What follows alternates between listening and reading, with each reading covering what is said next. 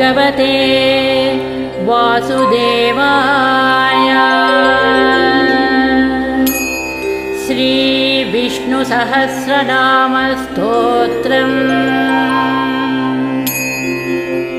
शुक्लाम्बरधरं विष्णुं शशिवर्णं चतुर्भुजं प्रसन्नवदनं ध्यायेत् सर्वविघ्नोपशान्तये।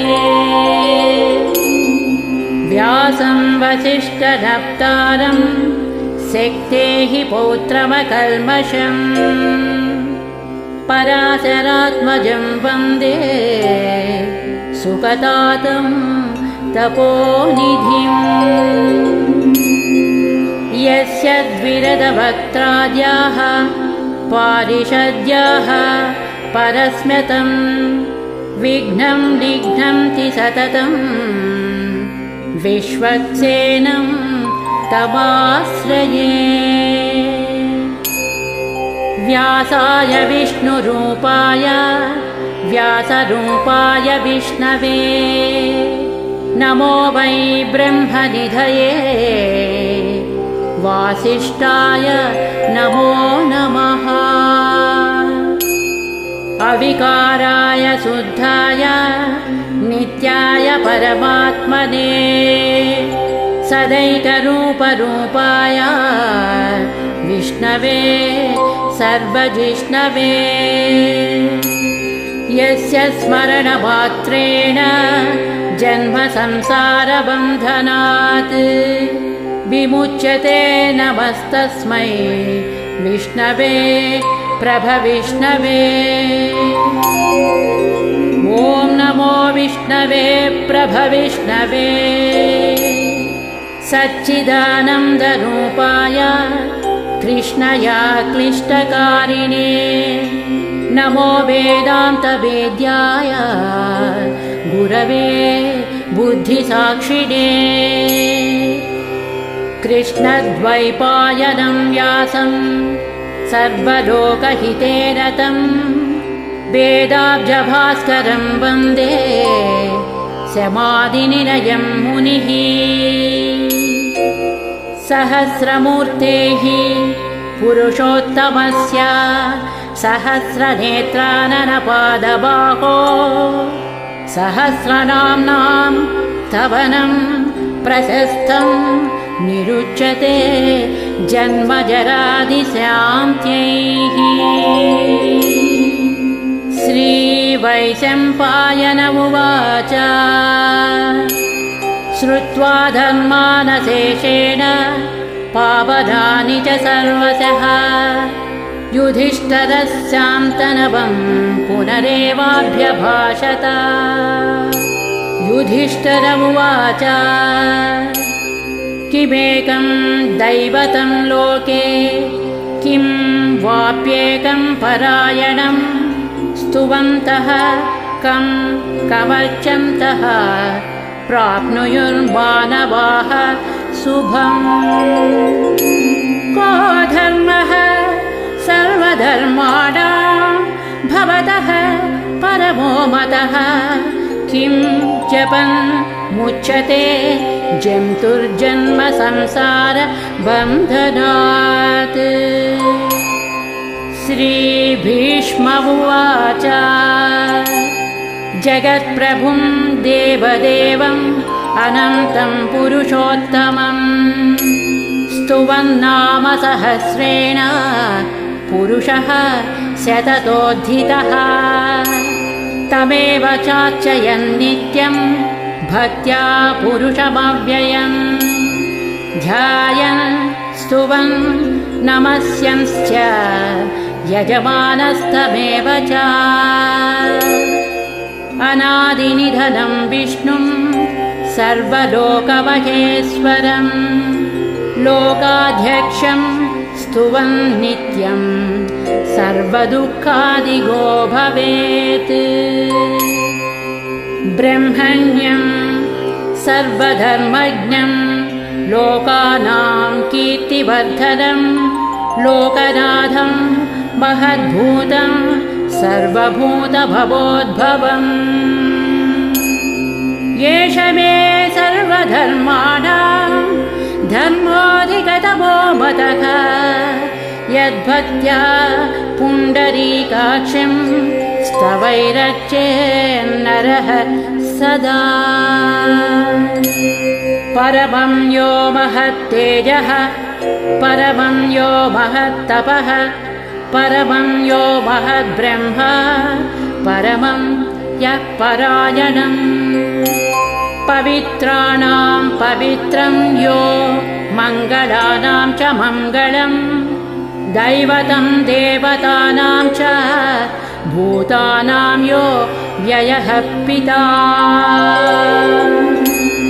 यतः सर्वाणि भूतानि भवन्त्यादियुगागमे यस्मिंश्च प्रलयं यान्ति पुनरेव युगक्षये। तस्य लोकप्रधानस्य जगन्नाथस्य भूपते विष्णोर्नामसहस्रं मे शृणु पापभयापहम्। यानि नामानि गौणानि विख्यातानि महात्मनः ऋषिभिः परिगीतानि तानि वक्ष्यामि भूतये। विष्णोर्नामसहस्रस्य वेदव्यासो महामुनिः छन्दोनुष्टुप् तथा देवो भगवान् देवकी सुतः। अमृतांशोद्भवो बीजं शक्तिर्देवकी नन्दनः त्रिसामा हृदयं तस्य शान्त्यर्थे विनियुज्यते। विष्णुं जिष्णुं महाविष्णुं प्रभविष्णुं वकेश्वरम् अनेकरूपदैत्यान्तं नमामि पुरुषोत्तमम्।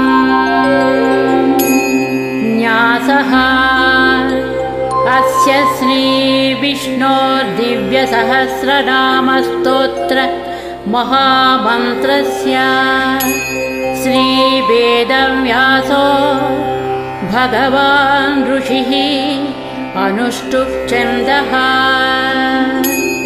श्रीमहाविष्णुः परमात्मा श्रीमन्नारायणो देवता। अमृतांशोद्भवो भानुरिति बीजम् देवकी नन्दनः स्रष्टेति शक्तिः। उद्भवः क्षोभनो देव इति परमो मन्त्रः। शङ्खभृन्नन्दकी चक्रीति कीलकम् शान्यधन्वागदाधर इत्यस्त्रम् रथाङ्गपाणिरक्षोभ्य इति नेत्रम् त्रिसामा सामगः सामेति कवचम् आनन्दं परब्रह्मेति योनिः। ऋतुः सुदर्शनः काल इति दिग्बन्धः श्रीविश्वरूप इति ध्यानम्। श्रीमहाविष्णुप्रीत्यर्थे श्रीसहस्रनामजपे विनियोगः। ध्यानम् क्षीरोधन्वत्प्रदेशे शुचिमणिभिरसत्सैकते मौक्तिकानां मालाक्षुप्तासनस्थः स्फटिकमणिनिभैः मौक्तिकैर्मण्डिताङ्गः। शुभ्रैरभ्रैरदभ्रैरुपरि विरचितैर्मुक्त पीयूषवर्षैः आनन्दीनः पुनीया दरिनलिनगदा शङ्खपाणिर्मुकुन्दः। भूः पादौ यस्य नाभिर्वियदसुरनिलश्चन्द्रसूर्यौ च नेत्रे कर्णवासाः शिरोज्योर्मुखमपि दहनो यस्य वास्तेयमब्धिः। अन्तहस्तं यस्य विश्वं सुरनरखगो भोगि गन्धर्वदैत्यैः चित्रं रम्यते तं त्रिभुवनवपुषं विष्णुमीशं नमामि। ॐ नमो भगवते वासुदेवाय। शान्ताकारं भुजगशयनं पद्मनाभं सुरेशं विश्वाधारं गगनसदृशं मेघवर्णं शुभाङ्गम् लक्ष्मीकान्तं कमलनयनं योगिहृद्ध्यानगम्यं वन्दे विष्णुं भवभयहरं सर्वलोकैकनाथम्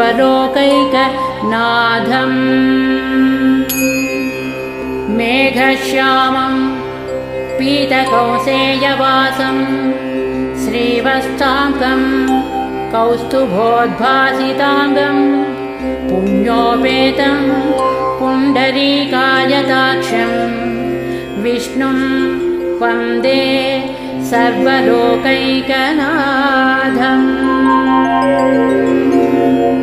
नमः समस्तभूतानाम् आदिभूताय भूभृते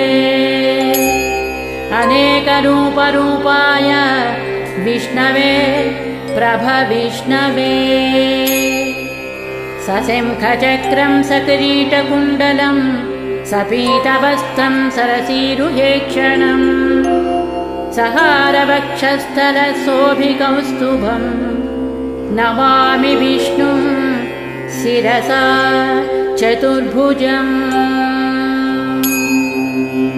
छायायां पारिजातस्य हेमसिंहासनोपरि आसीनमम्बुधस्याममायताक्षमलं कृतम् चन्द्राननं चतुर्बाहुं श्रीवत्साङ्कितवक्षसं रुक्मिणी सत्यभामाभ्यां सहितं कृष्णमाश्रये इति उत्तरपीठिका समाप्तः। स्तोत्रं हरिः ॐ। विश्वं विष्णुर्वषट्कारो भूतभव्यभवत्प्रभुः भूतकृद्भूतभृद्भावो भूतात्मा भूतभावनः भूतात्मा परमात्मा च मुक्तानां परमागतिः अव्ययः पुरुषः साक्षी क्षेत्रज्ञोऽक्षर एव च योगो योगविदां नेता प्रधानपुरुषेश्वरः नारसिंहवपुः श्रीमान् केशवः पुरुषोत्तमः सर्वः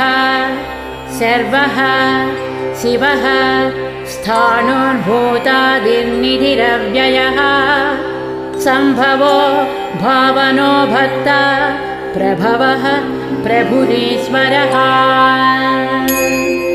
स्वयंभूः शम्भुरादित्यः पुष्कराक्षो महास्वनः अनादिनिधनो धाता विधाता धातुरुत्तमः अप्रमेयो ऋषिकेशः पद्मनाभो अमरप्रभुः विश्वकर्मा मनुः स्वस्था स्थविष्टः स्थविरो ध्रुवः अग्राह्यः शाश्वतः कृष्णो लोहिताक्षः प्रतर्धनः प्रभूतस्त्रिककुब्धाम पवित्रं मङ्गलं परम् ईशानः प्राणदः प्राणो ज्येष्ठः श्रेष्ठः प्रजापतिः हिरण्यगर्भो भूगर्भो माधवो मधुसूदनः पौरवी धन्वी मेधावी विक्रमः क्रमः अनुत्तमो दुरादर्शः कृतज्ञः कृतिरात्मवान् सुरेशः शरणं शर्म विश्वरेताः प्रजाभवः अहः संवत्सरो व्याळः प्रत्ययः सर्वदर्शनः अजः सर्वेश्वरः सिद्धः सिद्धिः सर्वादिरच्युतः वृषा कपिरमेयात्मा सर्वयोगविनिस्मृतः वसुर्वसुमनः सत्यः समात्मा संमितः समः अमोघः पुण्डरीकाक्षो वृषकर्मा वृषाकृतिः रुद्रो बहुशिरा बभ्रुर्विश्वयोनिः शुचिस्रवाः अमृतः शाश्वतः स्थाणुः वरारोः महातपाः सर्वगः सर्वविद्वानुर्विश्वक्सेनो जनार्दनः वेदो वेदविदव्यङ्गो वेदाङ्गो वेदवित्कविः लोकाध्यक्षः सुराध्यक्षो धर्माध्यक्षः कृताकृतः चतुरात्मा चतुर्व्यूहः चतुर्दंष्ट्रः चतुर्भुजः भ्राजिष्णुर्भोजनं भोक्ता सहिष्णुः जगदादिजः अनघो विजयो जेता विस्मयोनिः पुनर्वसुः भूपेन्द्रो वामरः प्रांशु अमोघः शुचिरोज्जितः अतीन्द्रः संग्रहः सर्गो धृतात्मा नियमो यमः वेद्यो वैद्यः सदा योगी वीरः माधवो मधुः अतीन्द्रियो महामायो महोत्साहो महाबलः महाबुद्धिर्महावीर्यो महाशक्तिर्महाद्युतिः अनिर्देश्य वपुः श्रीमान् अमेयात्मा महादिदृत् महेश्वानो महीभक्त श्रीनिवासः सतां गतिः अनिरुद्धः सुरानन्दो गोविन्दो गोविदाम्पतिः मरीचिर्दमनो हंसः सुपर्णो भुजगोत्तमः हिरण्यनाभः सुतपाः पद्मनाभः प्रजापतिः अमृत्युः सर्वदृक्सिंहः संधाता सन्धिमान् स्थिरः अजो दुर्मर्शनः शास्ता विश्रुतात्मा सुरारिः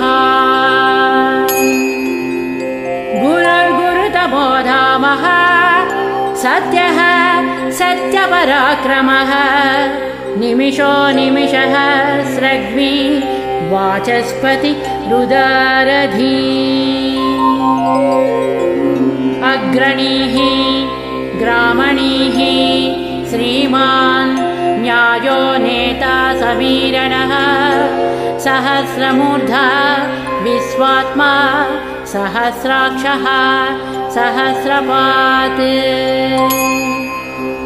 आवर्तनो निवृत्तात्मा संवृतः संप्रमर्दनः अहः संवर्तको वह्निः अनिलो धरणीधरः सुप्रसादः प्रसन्नात्मा विश्वदृग्विश्वभुग्विभुः सत्कर्ता सत्कृतः साधुः जह्नुं नारायणो नरः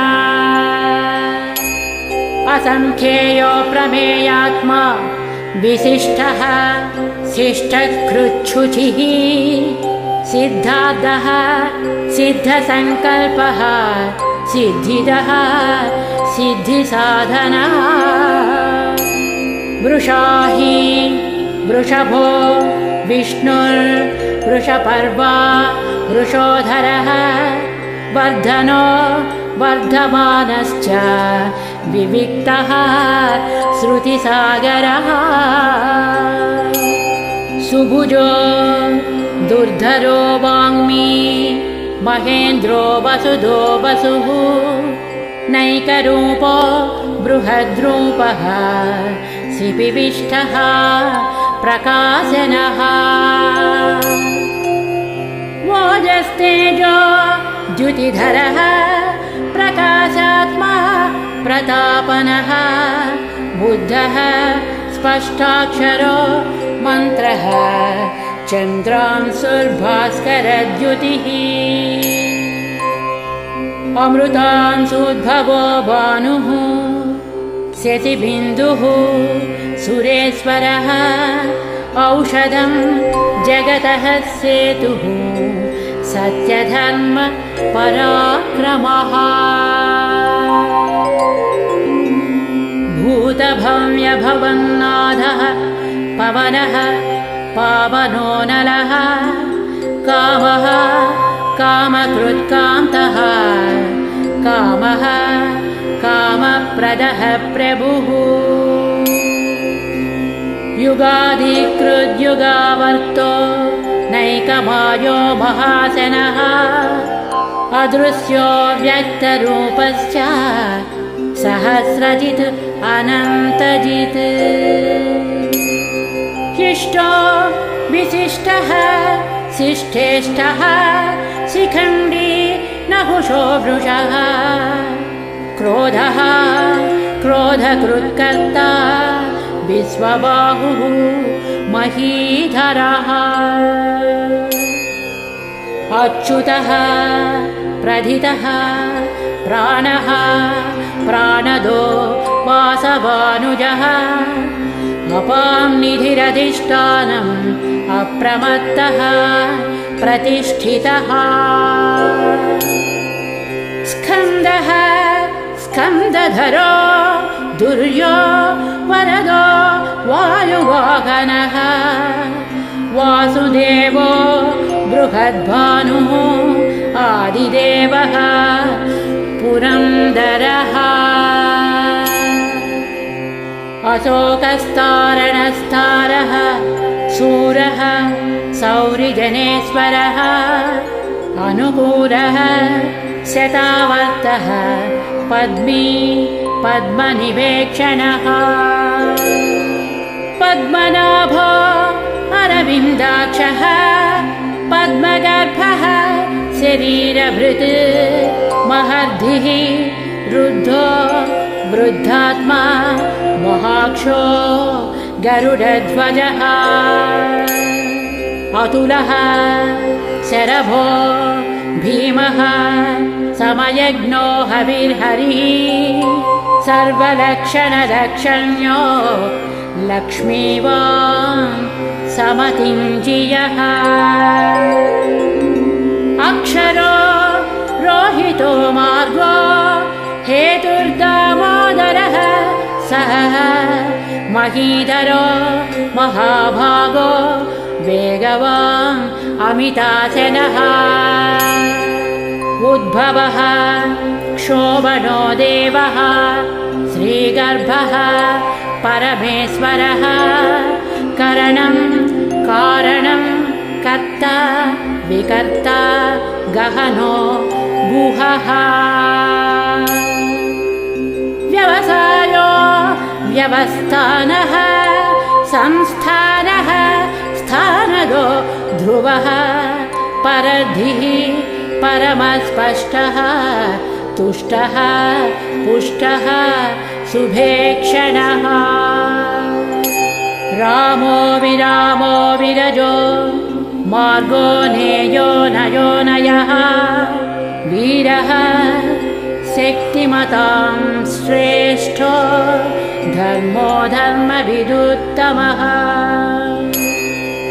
वैकुण्ठः पुरुषः प्राणः प्राणदः प्रणवः पृथुः हिरण्यगर्भः शत्रुभ्यो व्याप्तो वायुरधोक्षजः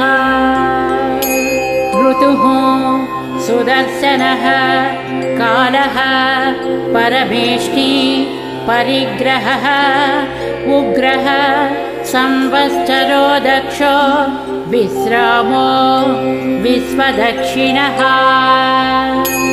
विस्तारः स्थावरः स्थाणुः प्रमाणं बीजमव्ययम् अर्धोऽनर्धो महाकोशो महाभोगो महाधनः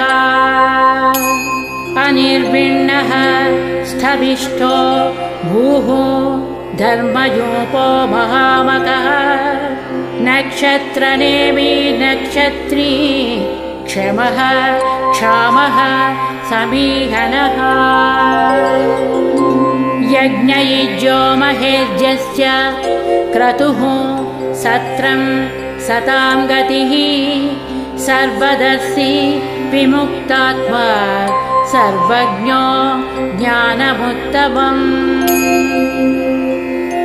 सुव्रतः सुमुखः सूक्ष्मः सुभाषः सुखदः सुहृत् मनोहरो जितक्रोधो वीरबाहुर्विदारणः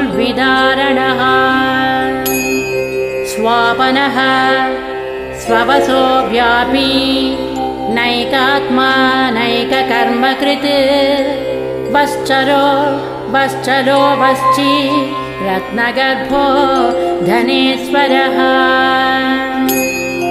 धर्मकृद्धर्मी सदसक्षरमक्षरम् अविज्ञाता सहस्रांशुः विधाता कृतलक्षणः गभस्तिनेमिः सत्त्वस्थः सिंहो भूतमहेश्वरः आदिदेवो महादेवो देवेशो देवभृद्गुरुः उत्तरो गोपतिर्गोप्ता ज्ञानगम्यः पुरातनः शरीरभूतभृद्भोक्ता कपीन्द्रो भूरिदक्षिणः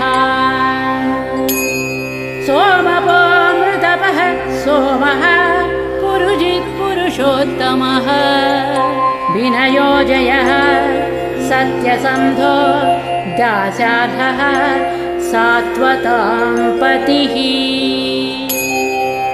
जीवो विनयिता साक्षी मुकुन्दोमितविक्रमः अम्बोनिधिः अनन्तात्मा महोदधिशयोऽन्तकः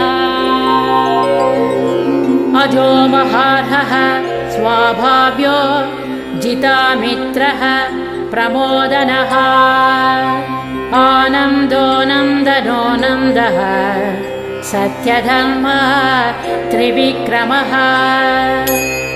महर्षिः कपिलाचार्यः कृतज्ञो मेदिनीपतिः त्रिपदस्त्रिदशाध्यक्षो महाशृङ्गः कृतान्तकृत्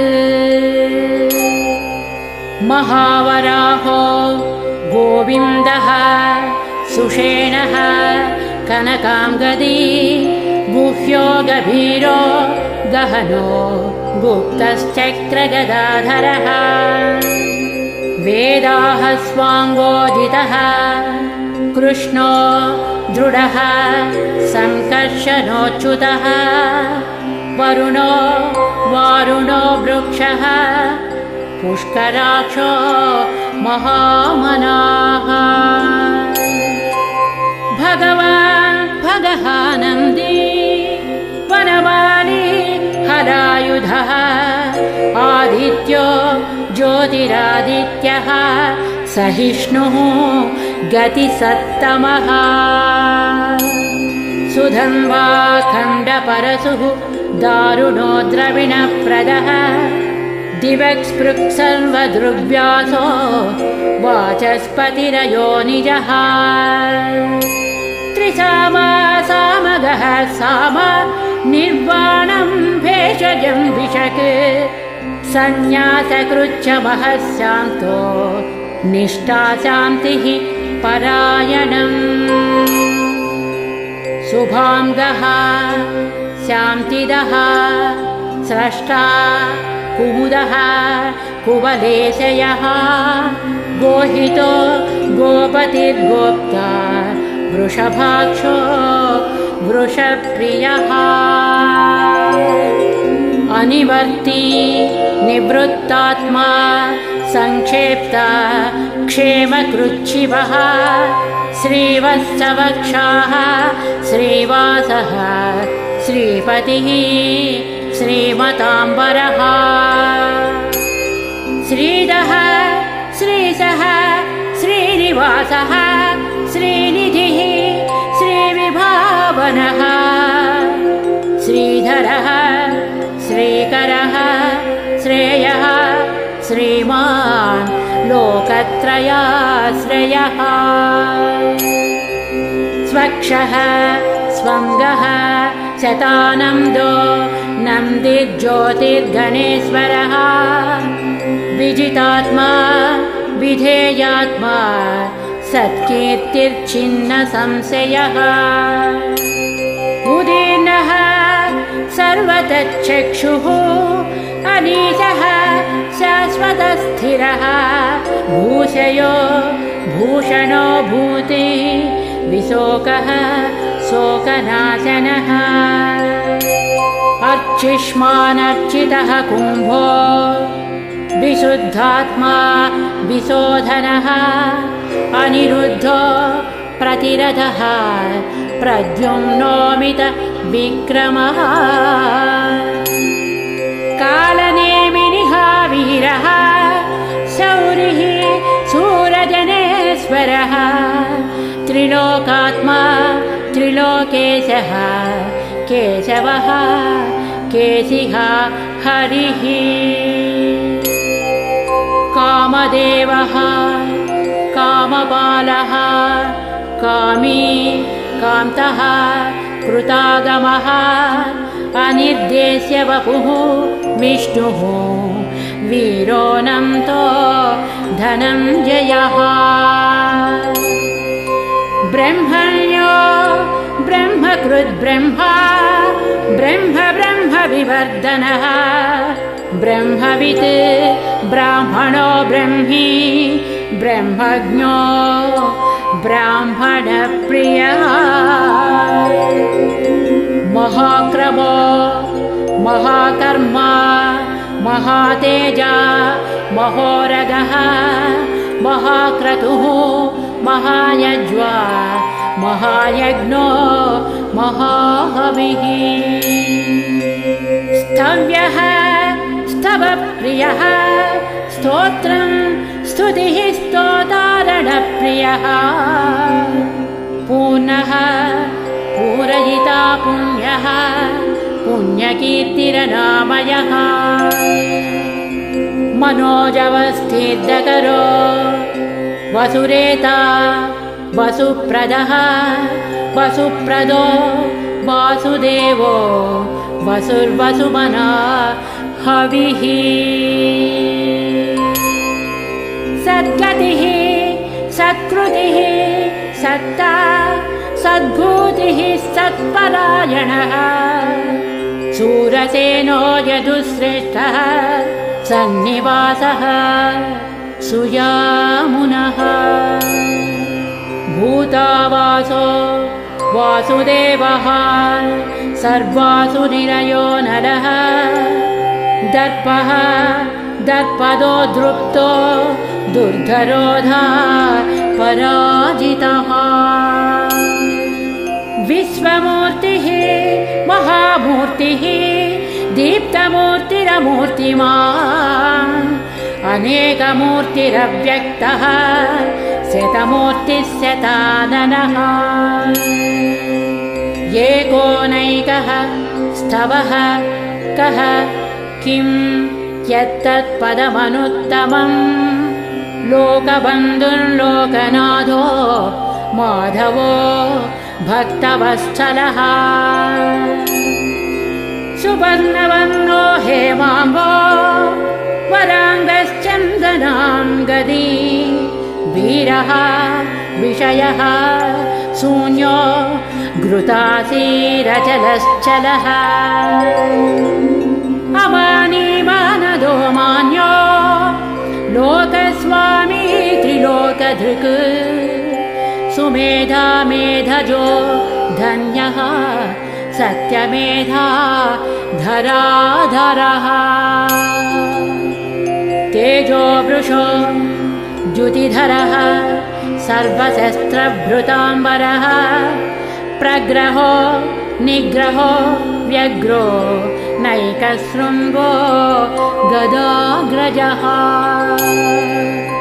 चतुर्मूर्तिः चतुर्बाहुः चतुर्व्यूहश्चतुर्गतिः चतुरात्मा चतुर्भावः चतुर्वेदविदेकपात् समावर्तो निवृत्तात्मा दुर्जयो दुरतिक्रमः दुर्लभो दुर्गमो दुर्गो दुरावासो दुरारिः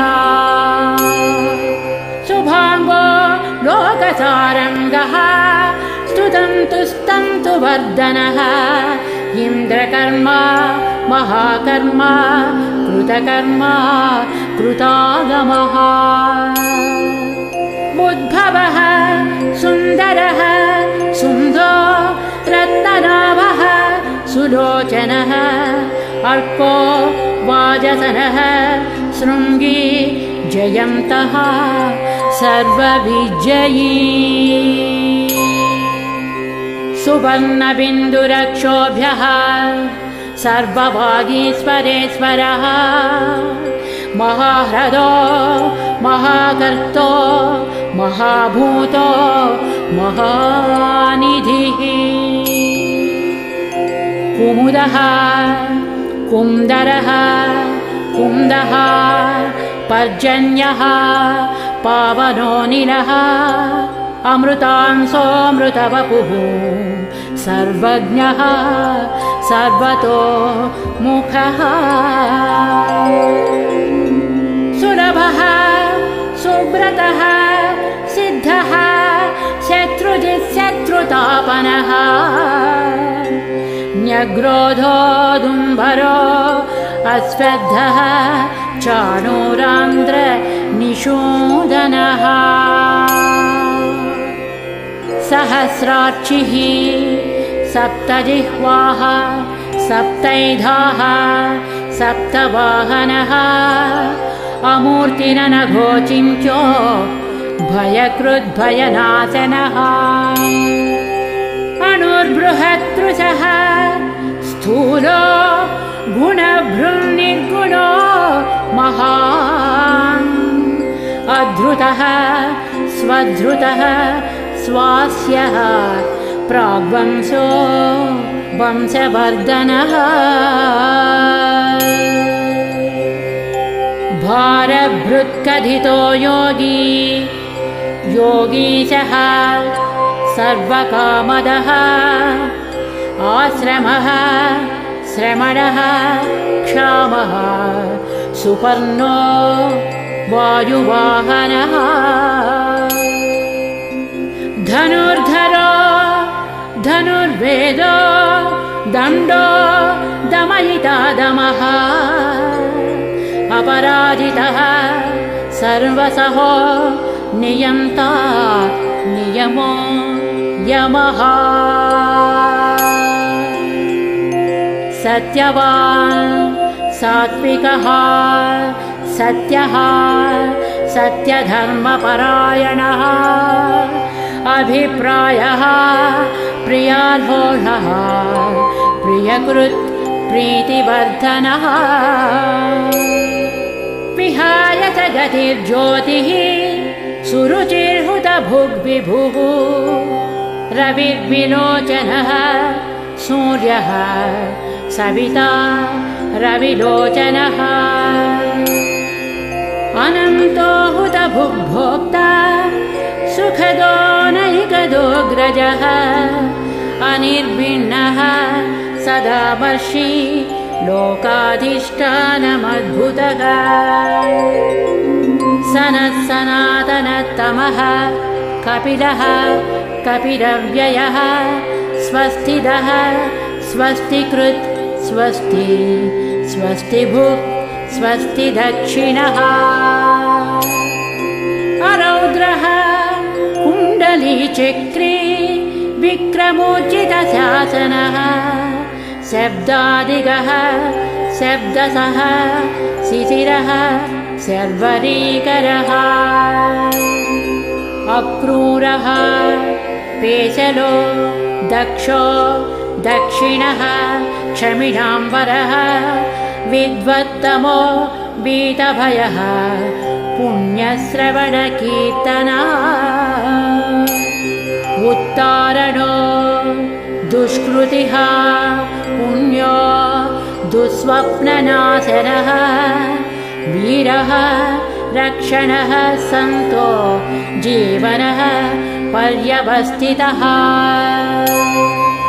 अनन्तरूपोऽनन्तश्रेज्जितमन्योर्भयापहः चतुरस्रो गभीरात्मा विदिशो व्याधिशो दिशः अनादिर्भूर्भुवो लक्ष्मीः सुवीरो रुचिराङ्गदः जननो जनजन्मादिर् भीमो भीमपराक्रमः आधारनिलयो धाता पुष्पहासः प्रजागरः ऊर्ध्वगः सत्पथाचारः प्राणदः प्रणवः फणः प्रमाणं प्राणनिलयः प्राणभृत् प्राणजीवनः तत्त्वं तत्त्वविदेकात्मा जन्ममृत्युजरातिगः भूर्भुवः स्वस्तरुस्तारः सविता प्रपितामहः यज्ञो यज्ञपतिर्यज्वा यज्ञाङ्गो यज्ञवाहनः यज्ञभृत् यज्ञकृत् यज्ञी यज्ञभुक् यज्ञसाधनः यज्ञान्तकृत् यज्ञगुह्य मन्नमन्नाद एव च आत्मयोनिः स्वयं जातो वैखानः सामगायनः देवकीनन्दनः स्रष्टा क्षितीशः पापनाशनः शङ्खभृङ्नन्दकी चक्री शाङ्गधन्वा गदाधरः रथाङ्गपाणिरक्ष्योभ्यः सर्वप्रहरणायुधः श्रीसर्वप्रहरणायुध ॐ नमः इति वनमाली गदी सारङ्गी शङ्खी चक्री च नन्दकी श्रीमान् नारायणो विष्णुः वासुदेवोऽभिरक्षतु श्रीवासुदेवोऽभिरक्षतो नमः इति फलश्रुतिः इतीदं कीर्तनीयस्य केशवस्य महात्मनः नाम्नां सहस्रं दिव्यानां अशेषेण प्रकीर्तितम् य इदं शृणुयान्नित्यं यच्चापि परिकीर्तयेत् नाशुभं प्राप्नुयात् किञ्चित् सोमुद्रेक च मानवः वेदान्तगो ब्राह्मणः स्यात् क्षत्रियो विजयी भवेत् वैश्यो धनसमृद्धः स्यात् शूद्रः सुखमवाप्नुयात् धर्मार्थी प्राप्नुयात् धर्मः अर्थार्थी च अर्थमाप्नुयात् कामानवाप्नुयात् कामी प्रजार्थी चाप्नुयात् प्रजाम् भक्तिमान् यः शतोत्थाय शुचिसद्गतमानसः सहस्रं वासुदेवस्य नाम्नामेतत् प्रकीर्तयेत् यशः प्राप्नोति विपुलं याति प्राधान्यमेव च अचलां श्रियमाप्नोति श्रेयः प्राप्नोत्यनुत्तमम् न भयं क्वचिदाप्नोति वीर्यं तेजश्च विन्दति भवत्यरोगो द्युतिमान् बलरूपगुणान्वितः रोगात्तो मुच्यते रोगात् बद्धो मुच्येत बन्धनात् भयान्मुच्येत भीतस्तु मुच्येतापन्नमापदः दुर्गान्यतितरत्यासु पुरुषः पुरुषोत्तमः स्तुवन्नाम सहस्रेण नित्यं भक्तिसमन्वितः वासुदेवाश्रयो मर्त्यो वासुदेवपरायणः सर्वपापविशुद्धात्मा याति ब्रह्म सनातनम् न वासुदेवभक्तानाम् अशुभं विद्यते क्वचित् जन्म मृत्युजरा व्याधिभयं नैवोपजायते इमं स्तवमधीयानः श्रद्धा भक्तिसमन्वितः युज्येतात्मसुखक्षान्ति श्रीधृतिस्मृतिकीर्तिभिः न क्रोधो न च माश्चर्यं न लोभो नाशुभामतिः भवन्ति कृतपुण्यानां भक्तानां पुरुषोत्तमे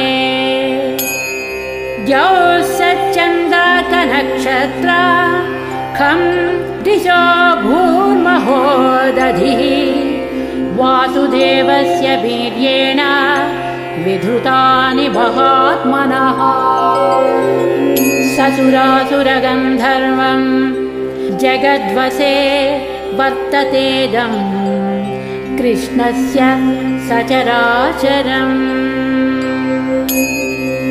इन्द्रियाणि मनोबुद्धिः सत्त्वं तेजो बलं धृतिः वासुदेवात्मकान्याहुः क्षेत्रं क्षेत्रज्ञ एव च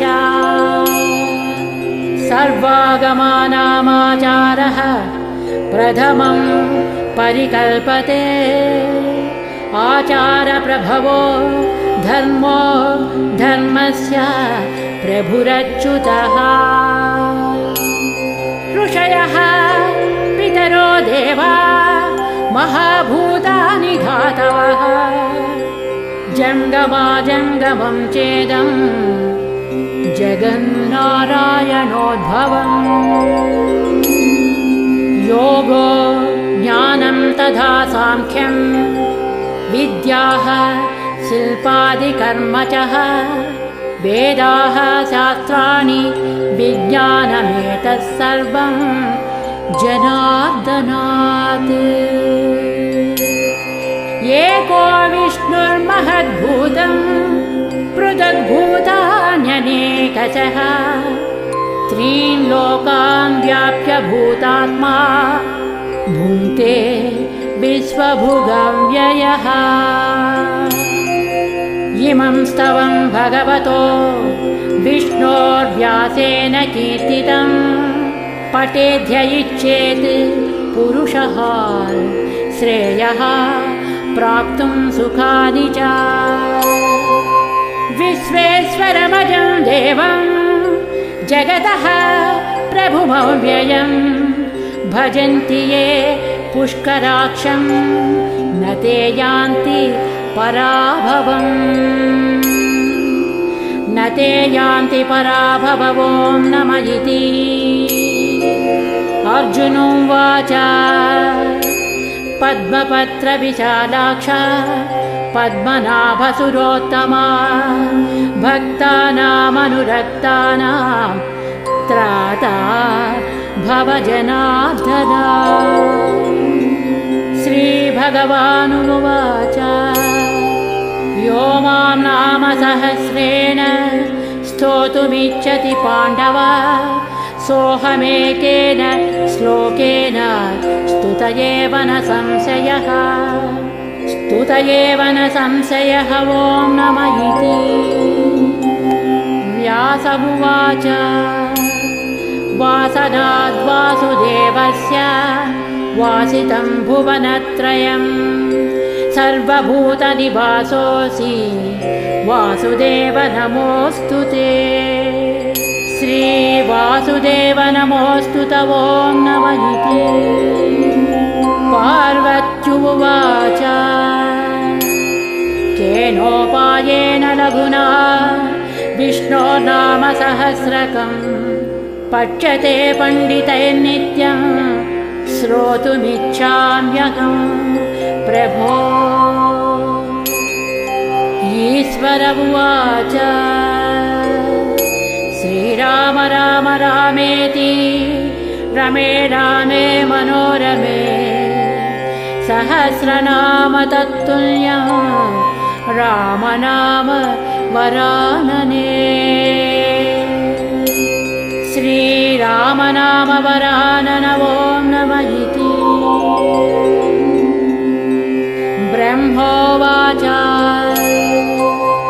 नमोऽस्त्वनन्ताय सहस्रमूर्तये सहस्रपादाक्षि शिरोरुबाहवे सहस्रनाम्ने पुरुषाय शाश्वते सहस्रकोटि युगधारिणे नमः।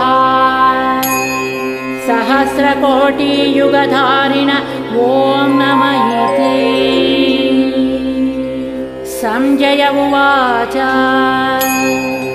यत्र योगीश्वरः कृष्णो यत्र पार्थो धनुर्धरः तत्र श्रीर्विजयो भूति ध्रुवा नीतिर्मतिर्मम। श्रीभगवानुवाच अनन्याश्चिन्तयन्तो मां ये जनाः पर्युपासते तेषां नित्याभियुक्तानां योगक्षेमं वहाम्यहम्। परित्राणाय साधूनां विनाशाय च दुष्कृतां धर्मसंस्थापनार्थाय सम्भवामि युगे युगे। आर्ता विषण्णाः शिथिलाश्च भीता घोरेषु च व्याधिषु वर्तमानाः संकीर्त्य नारायण शब्दमात्रं विमुक्तदुःखा सुखिनो भवन्तु। कायेन वाचा मनसेन्द्रियर्वा बुद्ध्यात्मना वा प्रकृते स्वभावात् करोमि यद्यत् सकलं परस्मै नारायणायेति समर्पयामि। ॐ तत्सत् इति श्रीमहाभारते शतसाहस्रिकायां संहितायां वैयासिक्याम् अनुशासनपर्वान्तर्गत अनुशासनिकपर्वणि मोक्षद्वारे भीष्मयुधिष्ठिरसंवादे श्रीर्विष्णोर्दिव्य सहस्रनामस्तोत्रम् नामैकोनपञ्चशताधिकशततमोऽध्यायः। इति श्री विष्णुसहस्रनामस्तोत्रम् समाप्तम्।